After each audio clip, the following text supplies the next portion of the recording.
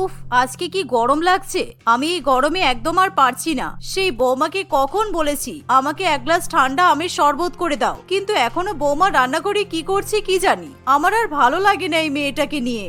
এই বলে চুমকি দেবী রান্নাঘরের দিকে চলে যায়, আর রান্নাঘরে গিয়ে সে দেখে যে তার বৌমা শিলা নির্লজ্জদের মতো একটা ছোট হট প্যান্ট এবং ক্রপ টপ পরে তার শাশুড়ি মায়ের জন্য আমের শরবত বানাচ্ছে। বৌমাকে এরকম ছোট জামা কাপড় পরে রান্না করতে দেখে তার শাশুড়ি মা প্রচন্ড পরিমাণে অবাক হয়। এমনকি সে লজ্জায় তার বৌমার দিকে তাকাতেও পারে না। হায় হায় বৌমা, এ তুমি কি জামা কাপড় পরে রান্নাঘরে রান্না করছো? রান্নাঘরে চারিদিকে জানালা খোলা, পাড়া প্রতিবেশীরা একবার যদি তোমাকে এই জামা কাপড় পরে দেখতে পাই তাহলে তো আমাদেরকে ছিছি করবে। ইস, আমি তোমার দিকে তাকাতেই পারছি না বৌমা। ও মা, আপনি এসেছেন? উফ কি গরম মা, আমি গরমের মধ্যে একেবারে শাড়ি পরতে পারছি না জানেন। আর বিশেষ করে রান্নাঘরে শাড়ি পরে রান্না করতে আমি একদম ঘেমে জল হয়ে যাচ্ছি। তাই আজকে থেকে আমি এরকম ছোট ছোট জামা কাপড় পরেই রান্না করব। বৌমার এরকম নির্লজ্জ কথাবার্তা শুনে শাশুড়ি মায়ের রাগের পারদ ধীরে ধীরে চড়তে শুরু করে। সে তার বৌমাকে এরকম ছোট নির্লজ্জ জামা কাপড় পরিবর্তন করে শাড়ি পরে এসে রান্না করতে বলে, কিন্তু গরমের মধ্যে শিলা কিছুতেই শাড়ি পরতে চায় না। সে যখনই রান্নাঘরে রান্না করতে চায় তখনই সে এরকম নির্লজ্জদের মতো ছোট ছোট জামা কাপড় পরে নেয়। আজ থেকে কিছুদিন আগে শিলা শপিং করতে যায়, আর সেই সময় শিলার সঙ্গে তার বান্ধবী পরমার দেখা হয়। কিরে পরমা, কেমন আছিস? কতদিন পর তোর সঙ্গে দেখা হলো। কি গরম পড়েছে বলতো, গরমে একদম অতিষ্ঠ হয়ে যাচ্ছি, আর পারা যাচ্ছে না রে।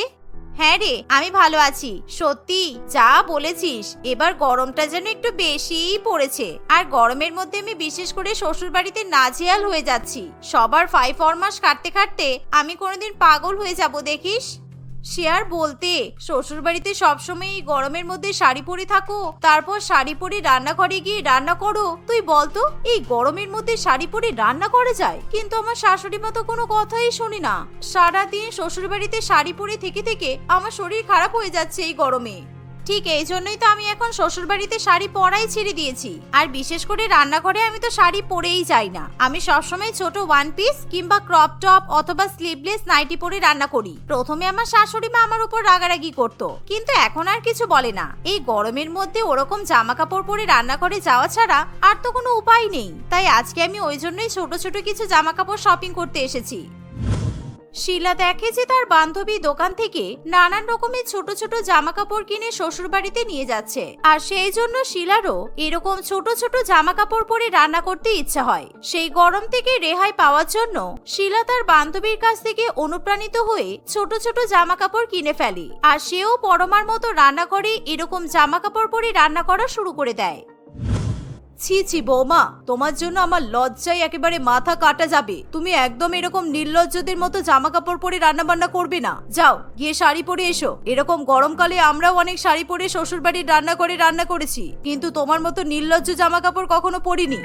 শুনুন মা, আপনার শ্বশুরবাড়ির পরিবারে আপনারা 4 যা ছিলেন, তাই আপনার গরম লাগলে আপনার অন্য কোনো যা আপনার জন্য রান্না করে দিত। কিন্তু আমার বাড়িতে তো আমার কোনো যা নেই। এই গরমে সারা বাড়ির রান্না বান্না আমাকে একাই করতে হয়। আপনিও তো আমাকে কোনো হেল্প করেন না, তাই আমি শাড়ি পরে গরমের মধ্যে রান্না করতে পারবো না। আমি এরকম ছোট ছোট জামা কাপড় পরেই রান্না করব। বৌমার মুখে এরকম কথা শুনে রাগের চোটে শাশুড়ি মায়ের মাথা ঘুরে যায়, আর সে প্রেসার লো হয়ে মাটিতে পড়ে যায়। সেই সাথে শিলার শাশুড়ি মায়ের মাথায় চোট লাগে, কিন্তু তাতেও শিলার কিছু যায় আসে না। সে প্রত্যেকদিন সকালবেলা ঘুম থেকে উঠে রান্নাঘরে যাওয়ার আগেই এরকম ছোট ছোট জামা কাপড় পরে, আর গরমের মধ্যে রান্নাঘরে গিয়ে রান্না করা শুরু করে দেয়। এমনই একদিন, আজকে ভীষণ পরিমাণে গরম পড়েছে রে, তাই আজকে আমি অফিস থেকে গিয়ে আগে বউয়ের হাতের আইসক্রিম খাবো। আমার বউ আজকে ঠান্ডা ঠান্ডা আইসক্রিম তৈরি করবে বলেছে। এই গরমের মধ্যে সেই সকালবেলা অফিসে চলে আসি আর রাত্রেবেলা বাড়ি ঢুকি, তাই আজকে অফিস থেকে তাড়াতাড়ি বাড়ি যাবো আর গিয়ে পরিবারের সাথে বসে আইসক্রিম কোল্ড ড্রিঙ্কস খাবো। তোর ভাগ্যটা বেশ ভালোই রে, কেননা বৌদি তো তোকে এই গরমের মধ্যে ঠান্ডা ঠান্ডা আইসক্রিম বানিয়ে খাওয়াচ্ছে, কিন্তু আমার বউকে দেখ না, রান্নাই তো করে না। সেটাই তো আমার দুঃখ রে, এই গরমের চোটেও আজকাল রান্নাঘরে ঢুকছেই না। তাহলে তুই আজকে আমার সাথে আমার বাড়িতে চল, নিজেও আইসক্রিম খাবি আর তোর বউয়ের জন্য আইসক্রিম নিয়ে যাবি। আর আমার বউয়ের শীত গ্রীষ্ম বর্ষা কখনোই রান্না করতে কোনো সমস্যা নেই, কেননা কিছুদিন ধরে লক্ষ্য করছি গরমের মধ্যে আমার বউ বেশি বেশি রান্না করছে। শুভর এরকম কথা শুনে চন্দন খুবই খুশি হয়। সন্ধ্যাবেলা অফিসের পর শুভ তার বন্ধু চন্দনকে নিজের বাড়িতে নিয়ে চলে আসে। এমন সময় চুমকি দেবী যেহেতু অসুস্থ হয়ে ঘরে শুয়েছিল, তাই সে ঘরের বাইরে বেরোতে পারে না। আর সে নিজের বৌমার এরকম নির্লজ্জ রান্নাঘরের বিষয়ে তার ছেলেকেও কিছু জানাতে পারে না। শিলা, কোথায় গেলে? আমি অফিস থেকে ফিরে এসেছি, আর আমার সাথে আমার বন্ধু এসেছে তোমার হাতের আইসক্রিম খাবে বলে। তাড়াতাড়ি আমাদের জন্য আইসক্রিম নিয়ে চলে এসো, আর সাথে পারলে কোল্ড ড্রিঙ্কসও নিয়ে আসবে। হ্যাঁ, এক্ষুনি আসছি, দাঁড়াও। এই বলে শিলা রান্নাঘর থেকে একটা ছোট্ট মিনি স্কার্ট এবং তার সঙ্গে একটা ছোট্ট টপ পরে হাতে কোল্ড ড্রিঙ্কস এবং আইসক্রিম নিয়ে বেরিয়ে আসে। শিলাকে দেখে শুভ এবং চন্দনের চক্ষু ছানা বড়া হয়ে যায়। বিশেষ করে শুভ বুঝতেই পারে না যে তার বউ এরকম ছোট ছোট জামা কাপড় কিভাবে পরতে পারে। শুভ, আজকে ভীষণ গরম পড়েছে, তাই আমি বেশি বেশি করে ঠান্ডা ঠান্ডা আইসক্রিম বানিয়েছি। এই নাও, তোমরা আইসক্রিম খেয়ে নাও। আমার আইসক্রিম খাওয়া মাথায় থাক, তুমি এরকম কি জামা পরে এসেছো? তোমার সামনে আমার অফিসের কলিগ আছে, আর আমাদের সামনে তুমি এরকম ছোট জামা কাপড় পরে রান্নাঘর থেকে বেরিয়ে এসেছো? যাও এক্ষুনি শাড়ি পরে এসো। ছি ছি ছি, আমি তোমার দিকে তাকাতেই পারছি না। কি শাড়ি পরবো কেন? তুমি যখন বাড়িতে থাকো তোমার গরম লাগলে তুমি কি করো? তুমি তো হাফ প্যান্ট আর স্যান্ডো গেঞ্জি পরে ঘুরে বেড়াও। তোমাকে দেখলে যখন আমার লজ্জা লাগে না, তাহলে আমার ছোট জামা কাপড় দেখে তোমার লজ্জা লাগছে কেন? আমি শাড়ি কিছুতেই পরবো না। তোমার যদি অত শখ থাকে তাহলে গরমের মধ্যে শাড়ি পরে রান্নাঘরে গিয়ে রান্না করে দেখো, তাহলেই বুঝবে কত জ্বালা। তুমি এত কথা কোথা থেকে শিখলে? আর আমার হাফ প্যান্ট পরার স্যান্ডো গেঞ্জি পরার সাথে সাথে তোমার এরকম নির্লজ্জ ছোট ছোট জামা কাপড় পরা এক করলে? শুভ, তুই তোর বউকে বকাবকি করছিস কেন? না না বৌদি, আপনি এরকম জামা কাপড় পরে প্রত্যেকদিন রান্না করবেন, আপনাকে সত্যি খুব সুন্দর লাগছে। আর আমি এবার থেকে পারলে আপনার হাজবেন্ডের সাথে আপনার হাতের আইসক্রিম খেতে রোজই আসবো, আর পারলে আমার বউকে বলবো এরকম জামা কাপড় পরে রান্না করতে। খুব সুন্দর লাগে। চন্দনের এমন কথা শুনি শুভ আরো বেশি পরিমাণে লজ্জায় পড়ে যায়। তাই সে তার বউকে তখনই রান্নাঘরে চলে যেতে বলে। শিলা তাড়াতাড়ি করে রান্নাঘরের দিকে চলে যায়। অন্যদিকে চন্দন আইসক্রিম খেয়ে নিজের বাড়িতে চলে গেলে শুভ তার বউকে যা নয় তাই বলে বকাবকি করে, কিন্তু তাতেও শিলার কিছু যায় আসে না। এত চিৎকার চেঁচামেচি শুনি চুমকি দেবী ধীরে ধীরে ঘরের বাইরে বেরিয়ে আসে। মা, তোমার বৌমা এরকম নির্লজ্জদের মতো জামা কাপড় পরে রান্নাঘরে রান্না করছে, আর তুমি ওকে কিচ্ছু বলোনি কেন? আজকে তোমার বৌমা আমার অফিসের বন্ধুর সামনে ওইরকম জামা কাপড় পরে বেরিয়ে এসেছিল। ছি ছি ছি, আমার মান সম্মানটা পুরো শেষ করে দিয়েছে। আমি ওকে অনেকবার বারণ করেছি রে খোকা, কিন্তু আমার কথা শোনেনি। সেই জন্যই তো আমার শরীরটা খারাপ করলো। ওর নাকি রান্নাঘরে ভীষণ গরম লাগে, তাইও এবার থেকে এরকম নির্লজ্জদের মতো ছোট ছোট জামা পরে রান্না করবে। এভাবেই সময় কাটতে থাকে। শিলা প্রতিনিয়ত তার জামা কাপড়ের পরিমাণ আরো কমিয়ে দেয়। সকাল হতে না হতেই এরকম ছোট ছোট জামা কাপড় পরে তার শাশুড়ি মা এবং বরের সামনে দিয়ে রান্নাঘরে চলে যায়। একদিন শিলা একটা ওয়ান পিস পরে রান্নাঘরে রান্না করছে, এমন সময় পাশের বাড়ির চম্পা দেবী ছাদে জামা কাপড় মেলতে আসে। আর সে শিলাদের রান্নাঘর থেকে শিলাকে ছোট ছোট জামা কাপড় পরে রান্না করতে দেখতে পায়। আর পম্পা দেবী তখনই নিজের ফোনে শিলার ফটো তুলে নেয়, আর সঙ্গে সঙ্গে সেই ফটো সে পাড়ার বাকি মহিলাদের দেখাতে চলে যায়। এভাবেই দেখতে দেখতে কয়েকদিন কাটে। একদিন, এই চমকি, বাড়িতে আছিস? এই দেখ না, সকালবেলা চা করতে গেলাম আর দেখলাম চিনি শেষ হয়ে গেছে। আমাকে এক বাটি চিনি দে তো। চিনি ছাড়া তো একদমই চা খেতে পারি না আমি। আসলে জানিস তো, মিষ্টি ছাড়া আমি চা খেতে পারি না। বদমাইশটা ঠিক চলে এসেছে। আর চিনি ফুরিয়ে গেছে না ছাই? নিশ্চয়ই জানালা থেকে আমার বৌমাকে ওরকম ছোট ছোট জামা কাপড় পরে রান্না করতে দেখেছে, তাই খোঁজ নিতে চলে এসেছে। এবার যে আমি কি করব? চুমকি দেবী যখন তার প্রতিবেশীর হাত থেকে চিনির বাটি নিয়ে রান্নাঘরের দিকে যেতে যাবে, তখনই পম্পা দেবী তার হাত থেকে সেই বাটি কেড়ে নেয়। আরে, তুই বাটি নিয়ে কোথায় যাচ্ছিস? তুই দাঁড়া, আমি যাচ্ছি। কারণ আমি দেখেছি তোর বৌমা রান্নাঘরে রান্না করছে। আমি নিজে গিয়ে তোর বৌমার কাছ থেকে চিনি নিয়ে আসছি। তোকে আর কষ্ট করে এই গরমে রান্নাঘরে যেতে হবে না। দে, আমাকে দে। না না, তুই এখানে বস না, আমি তোকে চিনি নিয়ে এসে দিচ্ছি। তুই আবার আমাদের রান্নাঘরে যাবি কেন? তোর না পায়ে ব্যথা? এত তাড়াতাড়ি পায়ে ব্যথা কমে গেল? পম্পা দেবী কিছুতেই চুমকি দেবীর কোনো কথা শুনতে চায় না। সে তাড়াতাড়ি করে চিনির বাটি নিয়ে রান্নাঘরে চলে যায়। আর শিলাকে এরকম ছোট ছোট জামা কাপড় পরে দেখে সে মুখে আঁচল চাপা দিয়ে ভীষণ পরিমাণে হাসতে শুরু করে। চুমকি দেবী ভালো করে বুঝতে পারে যে তার বৌমাকে দেখেই পম্পা দেবী হাসাহাসি করছে। এই চুমকি, এখন আমি বুঝতে পারলাম তুই কেন আমাকে রান্নাঘরে আসতে দিচ্ছিলিস না। ইস, তোর কপালটা কি খারাপ রে। তোর কপালে এরকম নির্লজ্জ বৌমা জুটেছে। গরমের মধ্যে তোর বৌমা বেশ ভালোই তো গরম গরম জামা কাপড় পরে রান্না করছে। ইস, আমি তো তোর বৌমার দিকে তাকাতেই পারছি না। ছি। নাটক করিস না, তুই আমার বৌমাকে দেখবি বলেই দৌড়ে এসেছিস, সেটা আমি ভালো করেই বুঝতে পারছি। কারণ আমার বাড়ির পাশে একমাত্র তোরই বাড়ি আছে, আর আমি জানি তুই জানালা দিয়ে সবসময় উকি চুকি মারতে থাকিস। তাই তুই হয়তো কখনো আমার বৌমাকে ছোট ছোট জামা কাপড় পরতে দেখেছিস, আর আজকে চিনি নেওয়ার নাম করে আমার বাড়িতে এসেছিস, তাই তো? এরকম কথা শুনে পম্পা দেবী একেবারে থতমত খেয়ে যায়। সে আর কোনো উত্তর দিতে পারে না, তাই সে আমতা আমতা করতে শুরু করে। তোর বৌমার এরকম জামা কাপড় দেখতে আমার বয়েই গেছে। আমার বৌমা অনেক ভালো, কি সুন্দর এই গরমের মধ্যে শাড়ি পরে মাথায় ঘোমটা দিয়ে সবার জন্য রান্না করছে। তাই আমার তোর বৌমার এরকম অসভ্যের মতো নির্লজ্জ জামা কাপড় পরা দেখতে তোর রান্নাঘরে আসার কোনো দরকার নেই। হ্যাঁ। এই বলে পম্পা দেবী চিনি নিয়ে সেখান থেকে চলে যায়। সেদিনের পর থেকে প্রত্যেক দিনই গরমের মধ্যে পম্পা দেবীর ছাদের উপর সকলেই ভিড় জমাতে শুরু করে, কারণ তারা শিলার রান্নাঘরের দিকে তাকিয়ে থাকে। আর সেই রান্নাঘরের মূল আকর্ষণ ছিল শিলা এবং তার ছোট ছোট জামা কাপড়। এমনকি পাড়ার দিদা, দাদু, দাদা, ভাই সকলেই ছাদে ভিড় জমাতে শুরু করে। ও শিলাদি, আজকে কি রান্না করছো? যাই বলো, তোমার কিন্তু দারুণ লাগছে। আর হ্যাঁ, আজকে কিন্তু আমরা সবাই তোমার হাতের কাঁচা আম পোড়া শরবত খাবো, আর পাড়ার সকলে আমরা সন্ধ্যাবেলা তোমাদের বাড়িতে আসছি কিন্তু। এই বদমাইশ ছেলেরা, নাম আমার ছাদ থেকে। তোরা আমার ছাদের উপরে এসে পরের বাড়ির বউয়ের রান্না বান্না দেখছিস? যা বেরো বলছি, এই গরমে রোদে ছাদে দাঁড়িয়ে থাকলে পুড়ে কালো হয়ে যাবি। এরকম দৃশ্য দেখে এবং কথাবার্তা শুনে শিলা লজ্জা পেয়ে যায়। আর সেই সাথে চুমকি দেবী এবং তার ছেলেরও লজ্জার কোনো সীমা থাকে না। মা, তোমার বৌমার নির্লজ্জ রান্নাঘর দেখার জন্য যেভাবে লোক ভিড় করছে, আমার তো মনে হচ্ছে এবার টিকিটের সিস্টেম করতে হবে। সবাই এসে টিকিট কেটে তোমার বৌমার নির্লজ্জ রান্নাঘর দেখে যাবে, আর আমাদের টাকা পয়সাও দিয়ে যাবে। হ্যাঁ, তুই একদম ঠিক কথাই বলেছিস। প্রত্যেকদিন পাড়ার মহিলারা কখনো নুন শেষ হয়ে গেছে, কখনো ডাল শেষ হয়ে গেছে, কখনো চা পাতা শেষ হয়ে গেছে, আবার কখনো চাল বাড়ন্ত, এই বলে বলে আমার নির্লজ্জ বৌমার রান্নাঘরে এসে দেখে যায়। কিন্তু তবুও তো তোর বউয়ের কোনো লজ্জা নেই, বেহায় আমি একটা। তাই এবার থেকে শিলা ঠিক করে সে সব সময় জানালায় পর্দা দিয়ে রান্না করবে, কিন্তু তবুও গরমে আরাম পাওয়ার ফলে সে একই রকম ছোট ছোট জামা কাপড় পরতে থাকে। বৌমা, তোমার সবেমাত্র বিয়ে হয়েছে, তাই প্রথম দিনেই তোমাকে রান্নাঘরে ঢুকে রান্না করতে হবে না। আমি কিছুদিন রান্না বান্না করি, আর তুমি আমার পাশে দাঁড়িয়ে দাঁড়িয়ে দেখো। তারপর তুমি সব রান্না করা শিখে গেলে রান্নার দায়িত্ব নিও, কেমন? না না মা, আপনি এত চিন্তা করছেন কেন?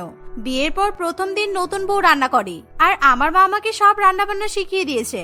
আপনি আর আপনার ছেলে একটু অপেক্ষা করুন, আমি রান্নাঘরে গিয়ে আপনাদের জন্য গরম গরম মটন বিরিয়ানি, চিকেন চাপ, লাচ্ছা পরোটা আর মটন টিকিয়া রান্না করে নিয়ে আসছি। উফ, এসব খাবারগুলো খেতে কিন্তু দারুণ লাগে। এত রকমের দামি দামি রান্না বান্নার কথা শুনে গরিব সুচরিতা দেবী খুবই ভয় পেয়ে যায়, কারণ সে এবং তার ছেলে সুজয় বরাবরই খুব কম খাওয়া দাওয়া করে, আর তারা বেশিরভাগ টাকা জমিয়ে সংসারের কাজে ব্যবহার করে। কিন্তু কলেজে পড়াশোনা করতে গিয়ে সুজয়ের বড়লোক জোনাকিকে ভালো লেগে যায়, আর তাদের মধ্যে খুবই ভালো বন্ধুত্ব হয়। তারা বাড়ির লোকেদেরকে কিছু না জানিয়ে বিয়ে করে নেয়। জোনাকির বাবা অনেক বড়লোক হওয়ায় জোনাকি জীবনে কোনোদিনও খাওয়া দাওয়ার কষ্ট হয়নি, তাই সে বেশ নাদুস নুদুস ধরনের ছিল। সে ভেবেছিল শ্বশুর বাড়িতে গিয়েও হয়তো খাওয়া দাওয়ার ক্ষেত্রে তার একই রকমের পরিস্থিতি থাকবে, কিন্তু একেবারে বিপরীত ঘটনা ঘটে। এই মেরেছে, বৌমা এত রকমের রান্না করবে বলছে, কিন্তু আমার রান্নাঘরে চাল ডাল আর 1 ডজন ডিম ছাড়া আর কিছুই তো নেই। এই জন্যই আমার ছেলেটাকে বলেছিলাম, স্কলারশিপের টাকায় বড়লোক কলেজে পড়তে যাচ্ছিস, সেখানে গিয়ে কারোর সঙ্গে বেশি বন্ধুত্ব করিস না। তা না শুনে আমার ছেলে একেবারে বড়লোক ঘরের মেয়েকে বিয়ে করে বাড়িতে নিয়ে এসেছে। এবার আমাকে ঝামেলা সামলাতে হবে। কি হলো মা, আপনার কি আমার রান্নার উপর বিশ্বাস হচ্ছে না? আপনি আমাকে একবার সুযোগ দিন, আমি খুব ভালোভাবে রান্না করে নিয়ে আসবো।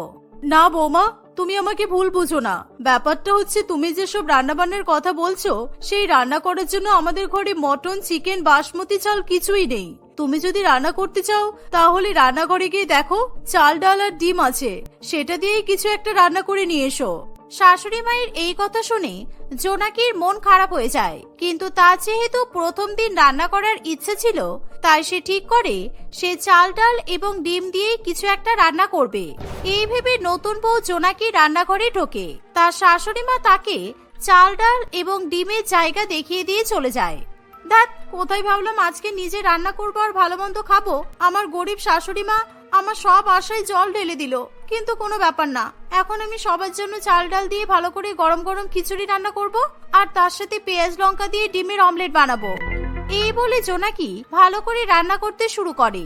সে প্রথমে চাল ডাল ধুয়ে গ্যাসে খিচুড়ি চাপিয়ে দেয়। প্রায় 1 কিলো চাল এবং ডালের খিচুড়ি চাপানোর পরও তার মনে হয় খিচুড়ির পরিমাণ যেন কম হয়ে যাচ্ছে। তাই সে আরো 4 কিলো চালের খিচুড়ি গ্যাসের উপর চাপিয়ে দেয়। ধীরে ধীরে খিচুড়ি রান্না হলে জোনাকি আর নিজের লোভ সামলে রাখতে পারে না। সেই সাথে সে 1 ডজন ডিমেরই অমলেট তৈরি করে। সবার আগে নিজে খিচুড়ি আর অমলেট খেয়ে দেখি কেমন হয়েছে। এত ভালো খাবারের গন্ধে আমার তো জিভে জল চলে আসছে। আমি যদি এখন এসব খাবার না খাই তাহলে আমার তো লোভ থেকেই যাবে, আর এই খাবারগুলো আমার শাশুড়ি মা স্বামী খেলে ওদের পেট খারাপ করবে। এই বলে শ্বশুর বাড়িতে প্রথম রান্না করা খিচুড়ি আর অমলেট জোনাকি একাই খেতে শুরু করে দেয়। জোনাকি প্রায় সব খিচুড়ি আর অমলেট খেয়ে শেষ করে ফেলে। সে ভীষণ পরিমাণে পেটুক হওয়ায় নিজের খাবার খাওয়ার মাপ বুঝতে পারে না। সে খিচুড়ি খাওয়া শুরু করলে কিছুতেই আর থামতে চায় না। সমস্ত খিচুড়ি এবং ডিমের অমলেট শেষ হয়ে গেলে তার জ্ঞান ফেরে। এ বাবা, আমি তো টেস্ট করতে গিয়ে খিচুড়ি আর অমলেট সব একাই খেয়ে ফেলেছি। এবার শাশুড়ি মাকে আর আমার বরকে কি খেতে দেব? শাশুড়ি মা যদি জানতে পারে আমি সব খাবার একাই খেয়ে নিয়েছি তাহলে আমার উপর তো রাগ করবে। এই বলে সে আবার চাল ডাল দিয়ে খিচুড়ি বসাতে যাবে। এমন সময় সে দেখে যে চাল ডাল সব শেষ হয়ে গেছে। জোনাকি ভীষণ পরিমাণে দুশ্চিন্তায় পড়ে যায়। সেই সময় তার শাশুড়ি মা তাকে ডাক দিতে শুরু করে। বৌমা, এই দেখো সুজয় বাজার থেকে মটন কিনে নিয়ে এসেছে। তুমি আজকে প্রথম রান্না করছো, তাই তোমার যাতে খাওয়া দাওয়াতে কোনো অসুবিধা না হয় তাই আমার ছেলে কষ্ট করে হলেও টাকা খরচ করে মাংস কিনে নিয়ে এসেছে। আমি সকালবেলা তোমার আর মায়ের কথা শুনে নিয়েছি। তোমার আজকে মটন বিরিয়ানি রান্না করতে ইচ্ছে হয়েছে, সেই জন্য আমি মটন নিয়ে এসেছি। আর এই বাজারের ব্যাগের মধ্যে বাসমতি চালও আছে, সুতরাং তুমি খিচুড়ি রান্না করার সাথে সাথে মটন বিরিয়ানি রান্না করতে পারো, কোনো অসুবিধা নেই। এই কথা শুনে জোনাকি খুবই খুশি হয়, কারণ সে ভাবে যে বিরিয়ানি রান্না করতে হলে খিচুড়ি রান্না করার কথা সবাই ভুলে যাবে। কারণ স্বাভাবিকভাবে কেউ বিরিয়ানি ছেড়ে খিচুড়ি এবং অমলেট খেতে চায় না। যাক, ভালো হয়েছে, তাহলে আমি আপনাদের সবার জন্য বিরিয়ানি রান্না করে নিয়ে আসছি। আর আগের খিচুড়ি রান্না করা ক্যান্সেল। না না, খিচুড়ি আর অমলেট রান্না ক্যান্সেল হবে না, কারণ আমি সুন্দর খিচুড়ি রান্নার গন্ধ পেয়েছি। আজকে আমরা সবাই খিচুড়ি আর অমলেট খাবো, তার সাথে বিরিয়ানিও খাবো, কারণ অনেকদিন ভালোভাবে খাওয়া হয়নি। শাশুড়ি মায়ের এই কথা শুনে বৌমা ভীষণ চাপে পড়ে যায়। পেটুক বৌমা এবার কি করবে কিছুই বুঝতে পারে না, কারণ সে সব খিচুড়ি এবং অমলেট খেয়ে বসেছিল। জোনাকি কোনো উপায় না পেয়ে মটন বিরিয়ানি রান্না করার জন্য রান্নাঘরে যায়। সেখানে গিয়ে সে গরম গরম মটন বিরিয়ানি রান্না করা শুরু করে দেয়। বিরিয়ানির গন্ধে তার আবার প্রচন্ড পরিমাণে খিদে পেয়ে যায়। উফ, বিরিয়ানি রান্না করার এই একটা সমস্যা, নিজে খেয়ে যদি নুন ঝাল না বুঝতে পারি তাহলে অন্য লোককে কি করে খাওয়াবো? আর তার থেকে বড় কথা, একবার খেয়ে দেখি বিরিয়ানির মাংসগুলো সিদ্ধ হয়েছে কিনা। যদি মাংসগুলো শক্ত থাকে তাহলে আমার বয়স্ক শাশুড়ি মা দাঁত দিয়ে মাংস ছিঁড়তে পারবে না। এই বলে জোনাকি বিরিয়ানি নিয়ে খাওয়া শুরু করে দেয়। সে এক থালা করে প্রায় 10 থালা বিরিয়ানি একাই খেয়ে নেয়। এভাবে পেটুক বৌমা গরিব শ্বশুরবাড়ির রান্নাঘরে প্রথম রান্না করতে গিয়ে নিজেই সমস্ত রান্না খেয়ে বসে থাকে। এভাবেই দেখতে দেখতে প্রায় 2 ঘন্টা কাটে। বৌমা রান্নাঘরে এতক্ষণ ধরে কি করছে কি জানি, সেই কখন থেকে রান্না করেই যাচ্ছে। দুপুর 3টে বেজে গেল কিন্তু এখনো খাবার খেতে পেলাম না। অন্তত এবার গরম গরম খিচুড়ি আর অমলেটটা খেতে দিক, তারপর না হয় বিরিয়ানি পরিবেশন করবে। এই ভেবে সুচরিতা দেবী রান্নাঘরে যেতে যাবে, সেই সময় তার প্রতিবেশী বিমলা হাতে একটা বড় বাটি নিয়ে দরজা দিয়ে ঢুকে পড়ে। এই সুচরিতা, কোথায় যাচ্ছিস? তুই দাঁড়া, তোর সাথে আমার কথা আছে। আর বলিস না বিমলা, এই দেখ না, একটু রান্নাঘরের দিকে যাচ্ছি, কারণ আমার নতুন বৌমা আজকে প্রথম রান্না করছে। কিন্তু 3টে বেজে গেল, ওর এখনো রান্না শেষ হয়নি। একটু দেখে আসি এতক্ষণ ধরে কি করছে। ও, এই ব্যাপার, যাক ভালোই হয়েছে। তুই যখন রান্নাঘরে যাচ্ছিস তাহলে আমাকে এই বাটিতে করে 1 বাটি চাল নিয়ে এসে দে তো। শ্যামলের বাবা সেই সকাল থেকে পায়েস খাবে বলে আবদার করছে, কিন্তু আমার বাড়িতে পায়েস করার চাল নেই, তাই তোর কাছ থেকে চাল নিতে এসেছি। ঠিক আছে, তুই আমার সাথে রান্নাঘরে চল, তোর যতটা চাল দরকার আমি বৌমাকে বলে তোকে দিয়ে দিচ্ছি। এই বলে সুচরিতা দেবী বিমলাকে নিয়ে রান্নাঘরে যায়। রান্নাঘরে গিয়ে তারা যা দৃশ্য দেখে সেটা দেখার জন্য তারা কেউ প্রস্তুত ছিল না। তারা দেখে যে জোনাকি একবার বিরিয়ানির হাড়ি থেকে বিরিয়ানি খাচ্ছে আর অন্যদিকে খিচুড়ির হাড়ি চেটেপুটে খিচুড়ি খাচ্ছে। জোনাকির এরকম করে খাবার খাওয়ার ধরন দেখে তারা দুজনেই প্রচন্ড পরিমাণে অবাক হয়। এ কি, তুই যে বললি তোর বৌমা রান্না করছে, এ তো একা একা বসে সব খাবার গিলে নিচ্ছে। ছি ছি ছি ছি, এ তো পেটুক বৌমা, তা না হলে এরকম করে কেউ আবার খাবার খেতে পারে? বৌমা, তুমি এটা কি করছো? তুমি যে বললে আমাদেরকে বিরিয়ানি, খিচুড়ি, অমলেট রান্না করে খাওয়াবে, তাই আমার ছেলে কষ্ট করে বাজার থেকে কত টাকা খরচা করে তোমাকে মাংস কিনে নিয়ে এসে দিল, আর তুমি এখন রান্নাঘরে বসে রাক্ষসের মতো সব একাই খাবার খেয়ে নিচ্ছ? না মা, আসলে এই খাবারগুলো খেতে খুব ভালো হয়েছে, তাই আমি আর লোভ সামনে রাখতে পারিনি। আমি একাই সব খাবার খেয়ে ফেলেছি। বিয়ের আগেও আমি বাড়িতে এরকম করেই খাবার খেতাম। এই বিমলা, তুই হা করে দাঁড়িয়ে দাঁড়িয়ে আমার বউয়ের খাওয়া দেখছিস? দাঁড়া, আমি তোকে চাল দিচ্ছি, তুই বাড়ি যা। এই বলে সুচরিতা দেবী হাড়ি খুলে বিমলাকে চাল দিতে যাবে, এমন সময় সে দেখে যে সব চাল শেষ। প্রায় 5 কেজি চাল শেষ হয়ে গেছে দেখে তার মাথা ঘুরে যায়, কারণ এমনিতেই তার পরিবার গরিব। প্রত্যেক মাসে তাদের 5 কিলো করে চালই বরাদ্দ থাকে, আর সবেমাত্র একদিন হয়েছে সুজয় রেশনের দোকান থেকে 5 কিলো চাল তুলে নিয়ে এসেছে। আর একদিনের মধ্যেই নতুন বউ যে 5 কিলো চাল শেষ করে ফেলেছে, এটা ভেবে ভেবেই সুচরিতা দেবীর মাথায় একেবারে রক্ত চেপে যায়। আর নতুন বউ একদিনের মধ্যেই সেই 5 কিলো চাল শেষ করে ফেলেছে, এটা ভেবেই সুচরিতা দেবী প্রচন্ড পরিমাণে রেগে যায়। বৌমা, হাড়িতে 5 কিলো চাল ছিল, সব কোথায় গেল?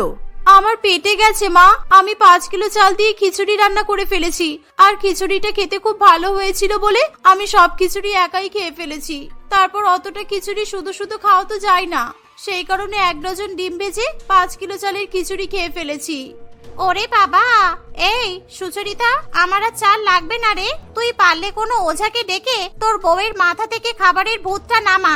ও সুস্থ নয়, কারণ একটা সুস্থ মেয়ে কোনোদিনও 5 কিলো চালের খিচুড়ি খেতে পারে না, আবার 12টা ডিমের অমলেট। বাবারে বাবা, শুধু তাই নয়, তার উপর এখন আবার বসে বসে মটন বিরিয়ানি খাচ্ছে। আমার তোর বৌমাকে দেখে খুব ভয় করছে, আমি পালাই বাবা। এই বলে বিমলা বাটি ফেলে দিয়ে দৌড়ে পালিয়ে যায়। সুচরিতা দেবী রাগে জ্বালায় কি করবে কিছুই বুঝে উঠতে পারে না। সে সুজয়কে ডেকে সব কথা জানায়। তোর এই পেটুক বউকে আমি আমার গরিব ঘরে কিছুতেই রাখতে পারবো না সুজয়। একদিনও হয়নি তোর এই পেটুক বউ 5 কিলো চালের খিচুড়ি আর 12টা ডিম শেষ করে ফেলেছে। শুধু তাই নয়, এখনো বসে বসে বিরিয়ানি খাচ্ছে। আমরা এখনো পর্যন্ত একটা দানাও মুখে দিতে পারিনি। তুই জানিস না তোকে কত কষ্ট করে রোজগার করতে হয়? আর তোর বউ যদি একদিনে 1 মাসের রেশন খেয়ে বসে থাকে, তাহলে আমাদের সংসার কিভাবে চলবে? তোর বউকে তুই এক্ষুনি বাপের বাড়িতে দিয়ে আয়।